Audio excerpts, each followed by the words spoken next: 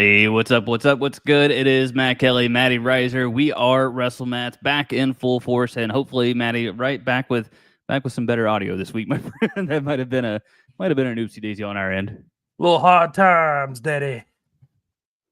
Indeed. But we're coming back strong with Money in the Bank review. Hell of a PLE, Matty. Hell of a follow up on WWE Monday Night Raw as well.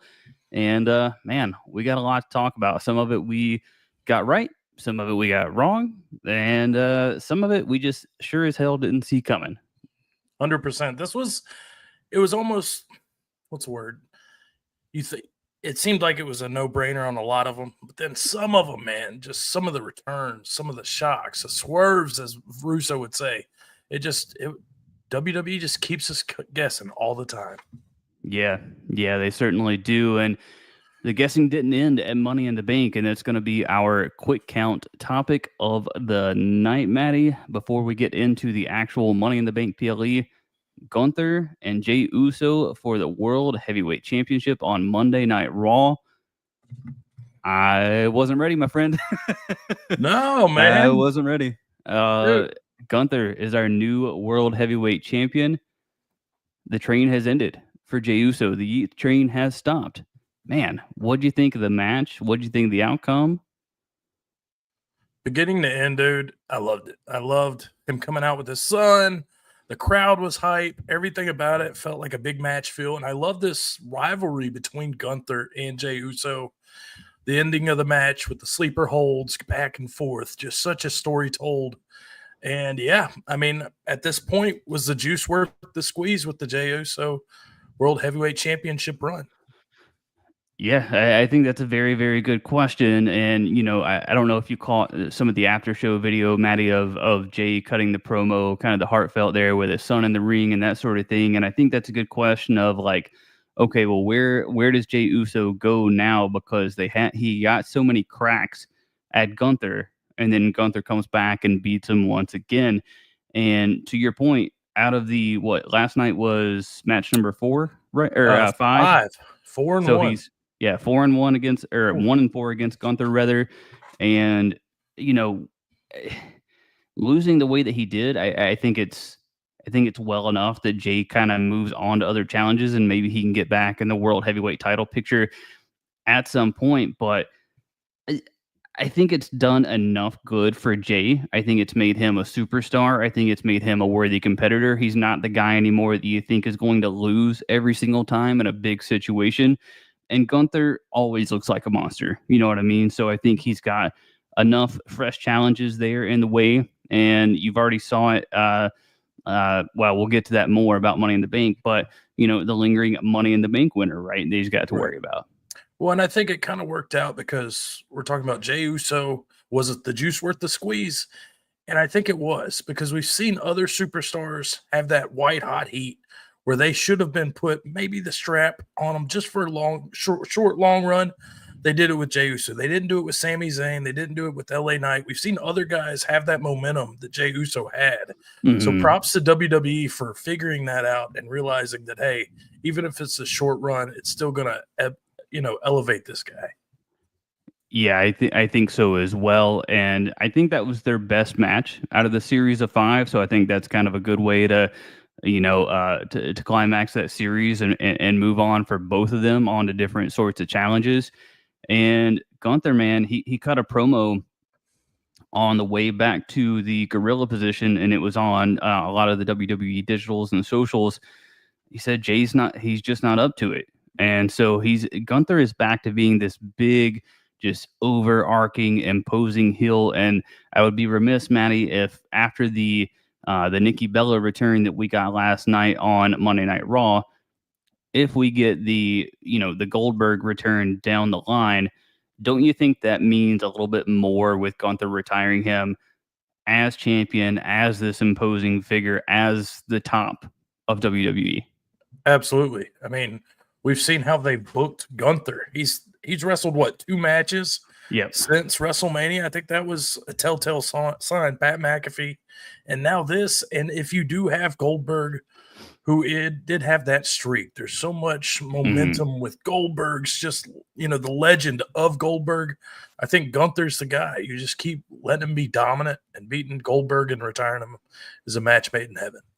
Yeah, absolutely. I think so as well. And I think it's good for Raw to continue to have this type of surprise towards the end of Raw, or just really anywhere within Raw, and making it that must see destination sort of TV, because you never know when a title like this is going to change hands. It's not just at the PLEs anymore, it's literally any given show for WWE. The only thing I thought was missing, and I hope that they go back to, I don't know if you caught it, Maddie, but they didn't give the and new champion, or the and new world champion in the background on the ribbon boards and Gotcha. on the Tron. I thought that was a nice touch. They still gave him the fireworks, which is great, but I just think that adds a little bit more to the Oh yeah, celebration when these happen.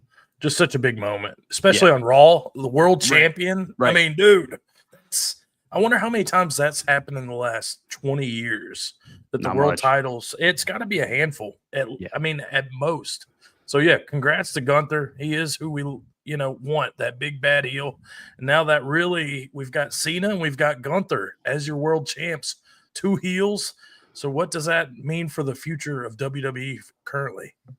I think it's going to give us some good chases, from the baby faces, because you have, well, I guess not that Seth Rollins is necessarily a face, but so I mean, even the heels are kind of in prime position, which we'll get into more as we get into the Money in the Bank PLE. We are at WrestleMats Facebook, YouTube, and on X. You can follow along, comment, hit us up with anything that you are thinking that we are talking about, and we will get into right now the Money in the Bank PLE. And Maddie, we'll start with a match just because we don't have a graphic for it because it was so last minute. But you can see, actually, here at the bottom of the card, the Intercontinental Championship ends up getting put onto the card last minute, with Dom challenging Octagon Jr. as a part of NXT and AAA Worlds Collide. It literally happened that afternoon. They put it on the card that night, and then we end up getting this match. Are we getting, before we even get into the match itself, which I think we can kind of pace through pretty quickly, as it's on the scale of things that happen in Money in the Bank, right? It's kind of on the lower end of the scale. But are we starting to get a new version of Dominic Mysterio? Like Um, this he's chasing down like these lucha legends sort of thing, to like make out for him being like the best luchador that's ever been, sort of deal. I mean, to me, it's perfect. If you're not going to have it with Grande Americana, I mean, Dom has that legacy. He's got Rey Mysterio right there, who a lot of these lucha superstars we even saw on the Worlds Collide, where they were talking up Rey Mysterio. That's what kind of got this match going.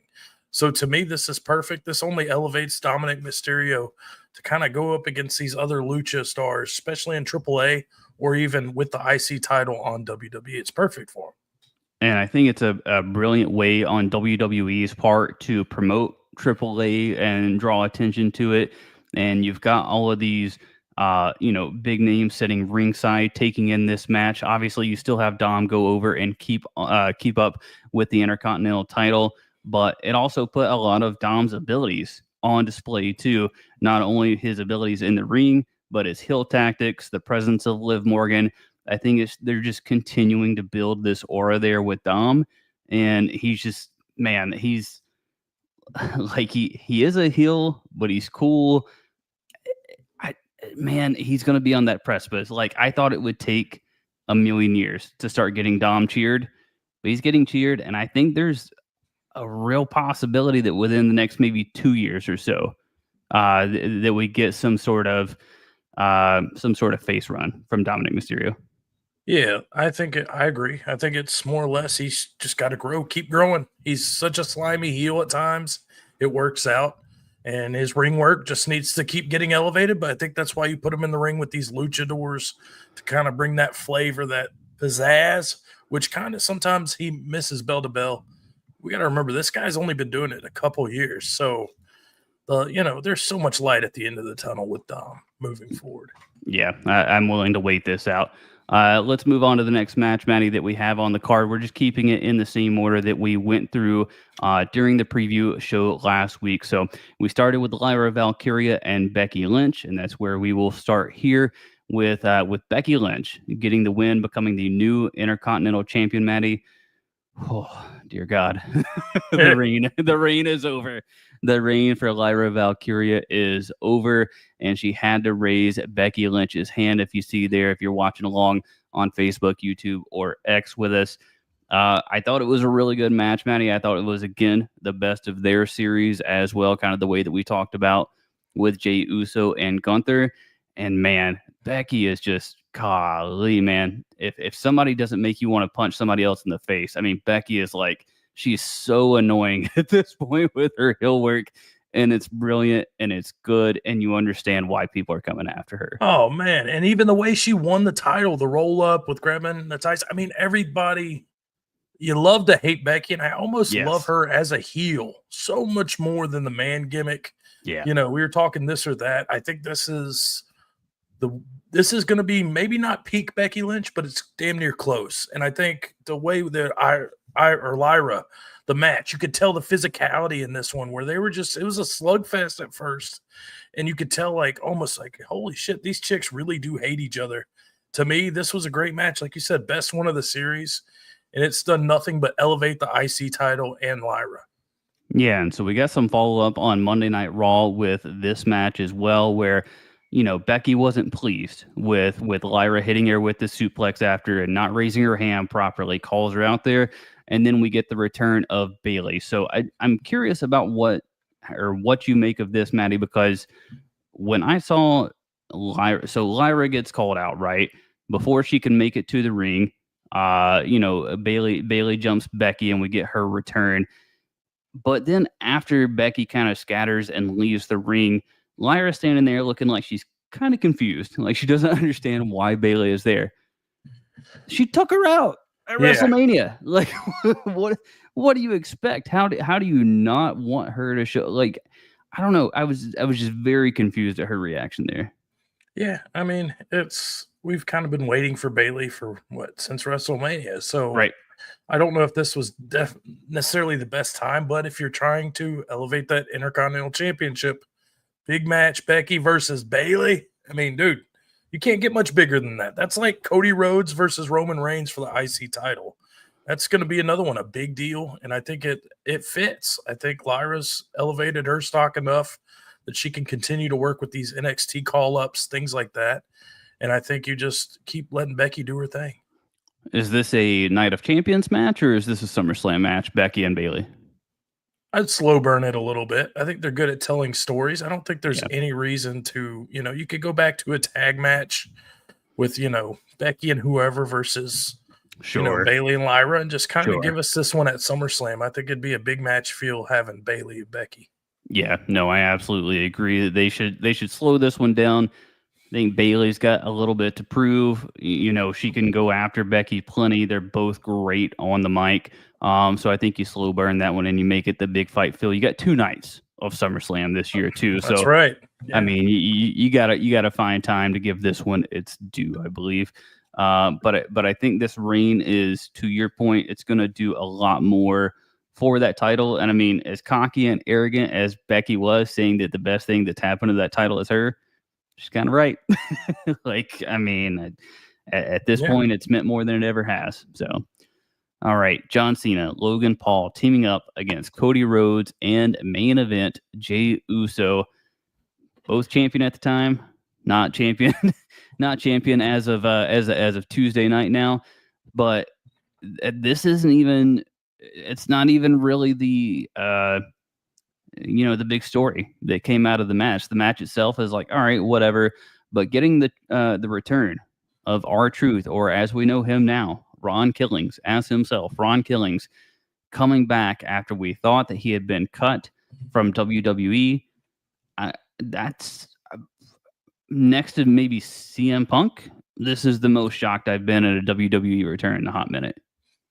Yeah, I mean, and then there's so much backstory gaga. Like, we don't know what's reality, what's truth, what's fiction. It's just, it was almost a mind fuck to me. This whole like, what's going on here? Yeah. And then to lead into that Monday promo on top of it, it was like, man, it was just, we saw this is a very layered, like 24 hours we had here. So to me, I mean, yeah, such a fan favorite, such a big name. And like you said, is it real? Is it fake? Did WWE do him dirty, or was this all part of the story? it's got everybody talking, no matter what you believe, right? Whether he actually got cut, whether they begged for him to come back, whether it was a work and all a part of the story, it's got everybody talking. And if you're watching along with us, this graphic that we got as Ron Killings, R-Truth introduces himself to this audience as Ron Killings and cuts his hair, Maddie, on national TV. I can't think of a better way to signify this is who the fuck I am now. This is this R-Truth stuff, this comedic role, everything that you knew me as, that's gone. This is a completely new me. And I could not be more invested and intrigued than maybe anyone else across the WWE landscape right now. Yeah, I mean, it built a new superstar. That's what it did. We went from having a guy, we talked about it. He got released. We felt sorry for him. He was a big part of the show, but he was kind of a gesture. He was a joker. He wasn't, he didn't really have any path other than the 24/7, 7-Eleven, 365, Yeah. but that was his role. So I love the name change. And then, like you said, the shock factor of cutting your hair. This is a whole new character that we haven't seen ever. So to us, I mean, you were talking about two, heel champs. This just elevates, a face. And Ron Killings, dude, like big time move for WWE or for us, whoever did it. If it was the crowd, if it was WWE, whatever, it worked. Now, I don't want to gloss over this point before we move into the actual Money in the Bank matches, and I can't believe I'm saying this, Maddie, but for the actual match, as we go back to that for just a second, John Cena, Logan Paul, Cody Rhodes, Jey Uso, the men that were actually in the ring, was Logan Paul the MVP of this match? Dude, that what was it, backflip onto the table? Yeah. And it started so slow. The pacing was kind of dragging out at first. But dude, another one like Dom, he just keeps getting better and better and better on such a short term. We've talked about it 2 years from now. What Logan Paul's going to be doing in the WWE is going to be insane.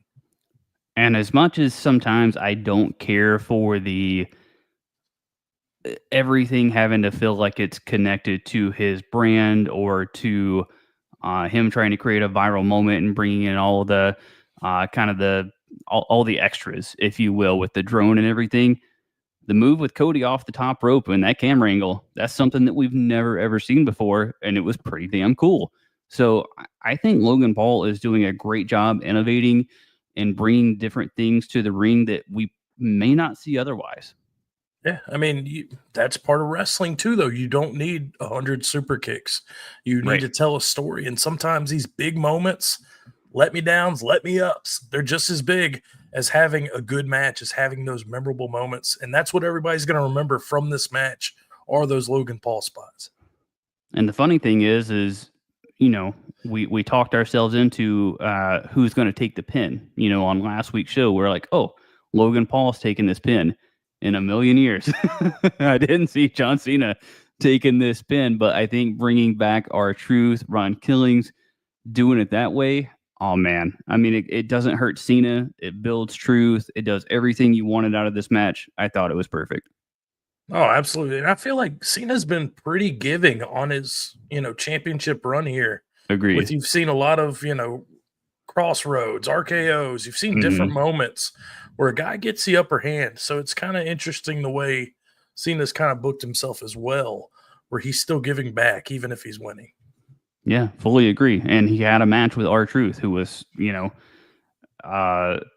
you look back at that particular version of R-Truth, right, nobody would have really thought that that's a match that seriously needs to happen on John Cena's retirement tour.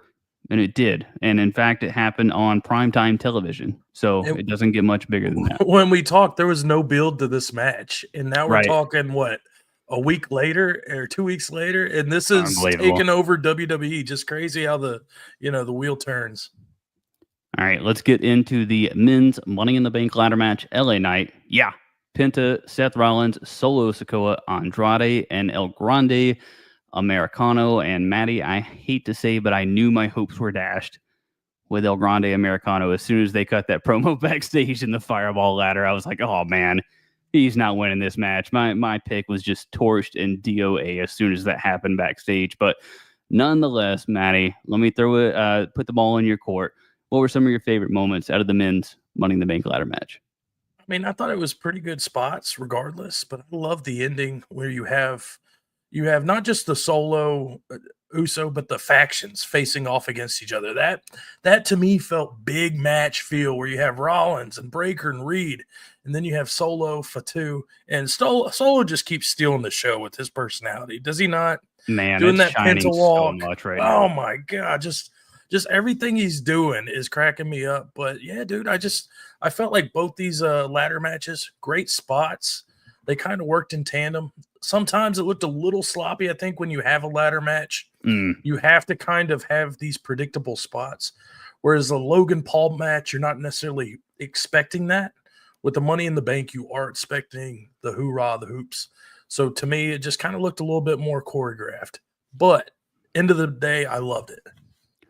Yeah, so I'll follow that up, and that I don't want to spend a ton of time being negative about everything, but I do have one giant and I think glaring problem with the fireball ladder in itself, and I'll tell you why I have the problem with it. It's not necessarily the branding because look, we've said it on podcasts over the last month. Anywhere that TKO finds an available space at this point, we're pretty much expecting it to be branded. We already saw it with the table, so the ladder really wasn't that much of a shock.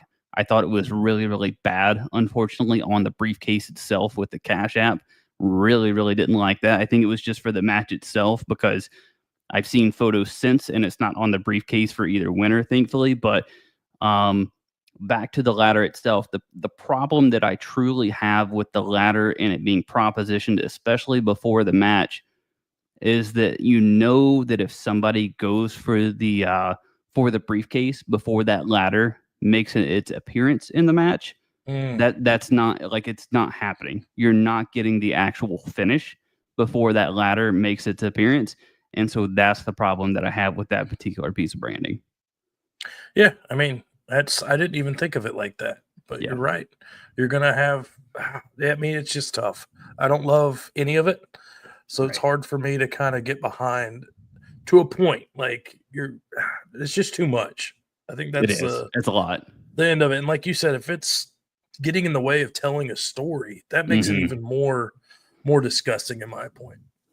Yeah, yeah, I'm not a fan of it. We're gonna have to find a way to work work through those moments. For the hard part for me, truly, too, is it takes away from the competitors and the story that's being told because you have to see it. And that ladder is red and it's glaring and it's just so objectively obtrusive to your eye and everything else that's going on in the ring, which I guess from a marketing perspective, great. Everybody knew that Fireball was, sponsoring that match and that ladder, and that's fine. But it's not, I didn't love it for the product. I hate that it's taken away so much. It's literally the ring mat looks like a NASCAR car. It Right. just it's just a lot. But let's Oh, let's talk. I Yeah, do go ahead. I do want to bring up one guy that just kind of it just didn't feel right. Granted, there was a cool spot where he got hit in the crotch, Andrade, but it just Yeah. seemed like time after time he was messing up in this match. I don't know if it was nerves or what it was, like just the timing of his moves and everything he did with the ladder just didn't look natural at all. So if there was one loser, I think it was Andrade from this match. Just didn't feel like he fit in. I think you're right from the standpoint of I think LA Knight got highlighted. I think Penta got highlighted. Seth Rollins, obviously. Solo Sikoa, obviously. And El Grande Americano. Dear God, taking maybe the spear of all spears Oh my god. from Yeah. Braun Breaker. But yeah, I thought everybody got highlighted really, really well in that match. And to your point, except for Andrade. So he is still in that mid card festering. You don't he's kind of old school Kofi Kingston. where he has a ceiling, and you just don't ever believe he's going to win like the big sort of match. Like he gets thrown in there, he does cool things. He's got a good look. I actually like the entrance for Andrade, but you just like I don't ever see him or feel that he's a potential real threat to win a big match like this one. Yeah, and I think that's you nailed it on the head there. It's just I don't know if it's worth even investing in him as a WWE, with the luchas and everything else. Maybe go with somebody with a little higher ceiling. It's tough. It's Yeah. tough. But Seth Rollins pulls this one out. He is your new Mr. Money in the Bank. And Maddie, I think we both had very different takes last week on who should win this match and why. And we both definitely talked about making a new star. Obviously, Seth is certainly already made, but you do have this new dynamic with Seth Rollins and being in this group with Braun Breaker, with Bronson Reed, with Paul Heyman at his side. And so it does certainly feel like, to me, the way that I'm looking at it now with Seth Rollins, I mean, first off, I don't think he necessarily needed it, but we are where we are, right? And he does have it. Is he set to become everything that he hated about Roman Reigns? Good point. It's very, I mean, he's on that trajectory, right? Like, there's only one way to, yeah, it's tough, man. Like, I didn't see this coming. Maybe I was just like blinded by making another guy. Mm. But yeah, you were making a big point with the faction and Paul Heyman and everything else that this is a whole completely different beast than we had prior to WrestleMania. I'm starting to believe that this is how we get back to Seth Rollins, Roman Reigns, one-on-one. Finally, truly getting it one-on-one.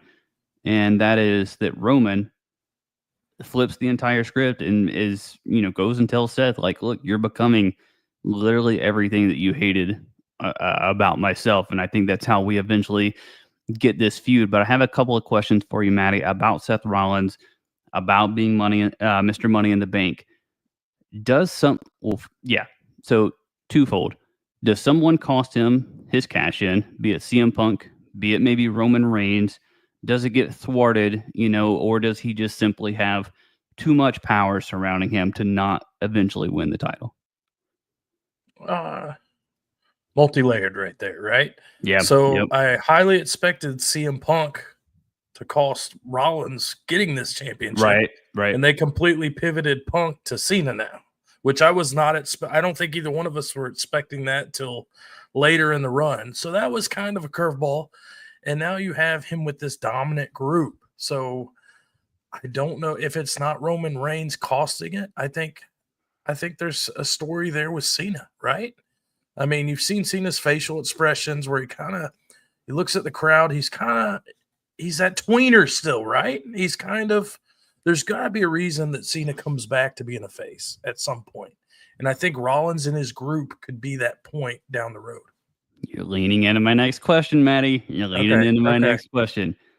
Would it be a bigger deal if in John Cena's last match, John Cena is not facing Seth Rollins and Seth Rollins cashes in on John Cena in his last match?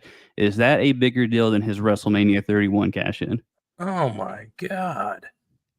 You do this. It's like every month, it's like you hit me with one of these. And I mean, God, that's storytelling though, man. Like, you think Cena's riding out with the championship? I mean, that's another layer right there. Like, Yeah. I mean, that would be magnificent. But then do you get Cena ever turn him back to face before he retires? Yeah, I mean, that's the hard part. And we'll have a show coming up probably at some point where we're trying, because we're halfway, right? We're halfway into John Cena's retirement tour now. Maybe we try to book the rest of John Cena's retirement tour and kind of what that looks like here on the show at some point soon, as his dates are slowly but surely clicking down there. But I just think that, to your point, Cena's been very, very giving. He could literally go out on his last match on top with whoever that may be it a Randy, be it a CM Punk or a Cody Rhodes even, have that moment and then Seth cashes in. I think that would be really interesting. I don't know if it's going to happen, and we got a long way to get there, right? But Not man, really though, right? Like yeah, crazy, crazy. yeah. I mean, we're already talking SummerSlam, so Yeah, 18 appearances is what we got of Cena left. yep, that's it. That's That's not crazy, matches, man. folks. That's not matches. That is literally just appearances. So, all right, you got anything else before we wrap up the Yeah, we men's got match there? we got to talk solo here, right? Oh, Jacob yeah, yeah, Fatu, yeah, yeah, yeah, yeah. huge moment. This is something we thought we were going to get. What felt like months ago that this would Months come ago, to yeah. fruition. And kind of like I was saying, the match, you saw him come out and the factions facing off. Like I was digging every set of it. But yeah, of course, Fatu is a star. And he does the I Hate You solo. How magnificent was that? It was fantastic. I'm still trying to buy into Jeff Cobb or JC Mateo being there with Solo. I haven't quite grasped onto him really being a kind of a difference maker in these storylines just yet. I'm willing to write it out and kind of see what happens because he is a talented a talented guy in the ring. So I'm not just like throwing him under the bus just yet.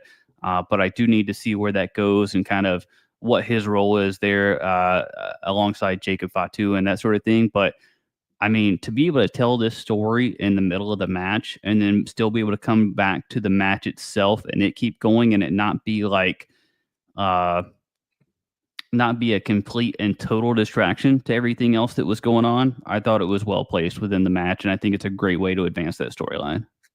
Yeah. And with Jeff Cobb, you got to remember, we didn't see Solo talk or do anything for almost Oh, 2 years. so long. So Yeah. maybe this is a good way to kind of build a guy is by like just let him be in the area of other big stars. Sure. Let him, he doesn't have to talk, he doesn't have to fuck up anything.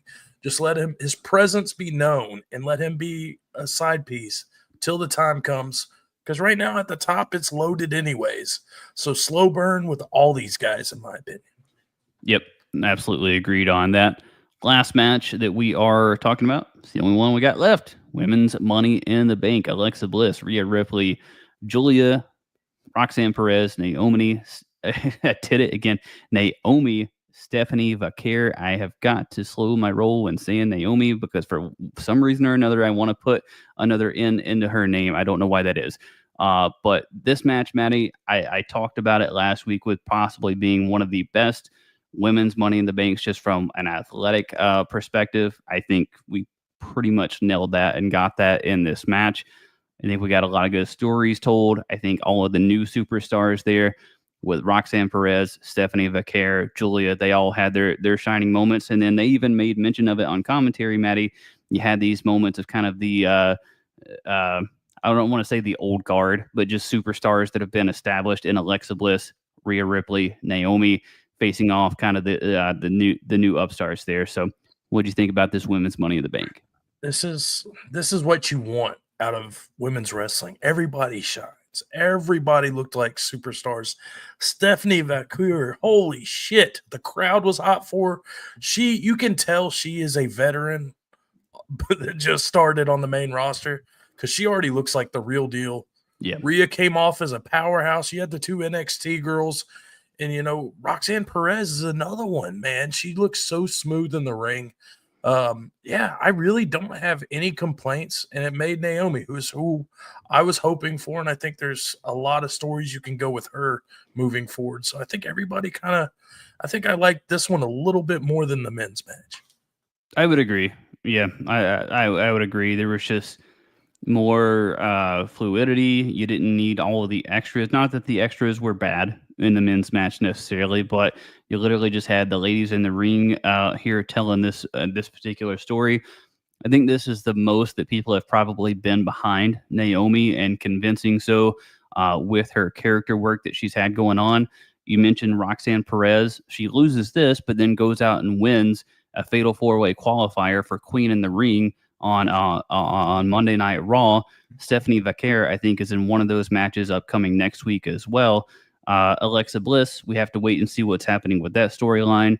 Rhea Ripley, one of the losers there in that fatal four-way, but I mean, she's always going to be a presence and everything. So, to me, absolutely 100% right choice in this match, and it tells me that the women's locker room is probably as strong as it's ever been And then you're still looking at some call-ups, like Jordan Grace that are probably in the near future as well. Asuka's coming back. Asuka's coming back. The women's division in WWE right now reminds me of like the cruiserweight division in WCW back in the day. Like these guys are stealing the show, and there's so much untapped potential. We haven't even seen, like, I don't know if it's Shawn Michaels in NXT or what, but the women's division like is putting the men's on notice for sure. Yeah, absolutely. Absolutely. And I'm so curious, man, as to what Naomi is going to. I'm a little bit scared. I'm going to be honest with you. In the back of my mind, it's like when you're taking a multiple choice test and you've circled C 9 times in a row. All of the women that have won Money in the Bank have cashed in.